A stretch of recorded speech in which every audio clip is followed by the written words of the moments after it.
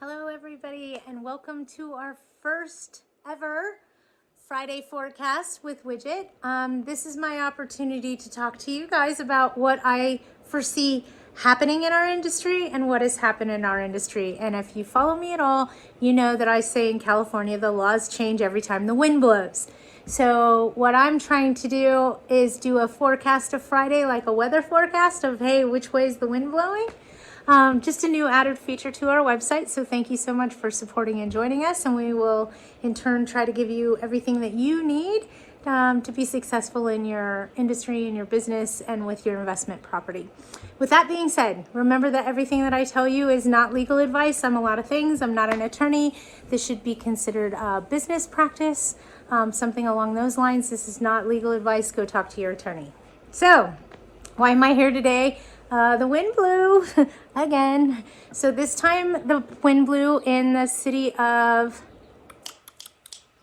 I want to say Carson, but that's not it, but it starts with a C. I'm close. I'm in that general. Culver City. There we go.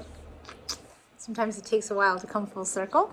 So in the city of Culver City, they've passed a moratorium to extend the tenant protections for 60 days after the protected pandemic period is over. I have a feeling we're going to see a lot of municipalities, meaning the cities, enter into these kind of agreements, giving tenants a few months of extra protection. We haven't heard from Fair Housing yet. Fair Housing says if our tenant calls code enforcement and finds a violation, or our tenant calls Fair Housing in a violation, or they bring bed bugs in, we can't terminate tenancy for 6 months or it's considered retaliatory. What is a global pandemic gonna do? We don't know. I'm being honest with you, we don't know. It doesn't depict that in the new bill, Senate Bill 91. So my theory is after the protected period, why not just do what we have to do anyway and give a 6-month protected period afterwards before we implement anything? I'm not telling you this is what you should do. I'm telling you it's most likely the better business practice. So don't be in a hurry to increase their rents if they paid you through the entire pandemic. I mean, that doesn't keep the balance, right? So definitely something to think about. We don't want to reward good behavior with increasing the rents. It just doesn't sound right. So be cautious about what you're doing. As far as rent increases and things like that, Senate Bill 91 did give us 2 pages of retaliatory issues and define fines that could be implemented on the landlord. We're currently also looking under legislation on a bill that's trying to be passed, and AGLA is doing everything they can to help fight this, stating that landlords can be sued on a civil level for harassment. So keeping my eyes on that one, just so you guys know. Scary. Harassment, great. That's all we need is just to be sued for harassment on top of everything else that's going on. Keep your eyes open. I will keep you posted on that, most definitely, but it's scary. It's scary. Best business practice, wait 2 months after or 6 months after the pandemic period. At this point, we're looking at January 1st of 2022. I could tell you I foresee a lot of things coming to light in the near future. We've currently been involved in a real estate bubble, if you will. Prices are skyrocketing in California. I don't need to tell you. Supply, demand, ask your lender, ask your appraiser, ask your real estate broker. What do they think about the current state of the market? 9 times out of 10, actually 99 times out of 100, they're going to tell you it's going to crash. It can't keep up this way. There's just no way. Okay, you guys? It's not going to keep going this way. When that crashes, I have some questions. So I know that our court system is currently inundated with COVID evictions.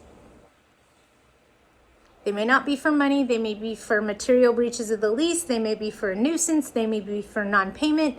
Regardless, our courts are currently inundated with evictions because of COVID. Okay? If you want to know what I'm talking about, LA County currently is 6 months for an uncontested eviction. That means a tenant doesn't fight you. They just wait for the sheriff to post the lockout notice on the door and they leave quietly in the night. That process alone is currently taking 6 months in LA County. 6 months of no rent and spending money to your legal counsel. So think about that. Eviction, we the people have lost the right to a fair and speedy trial.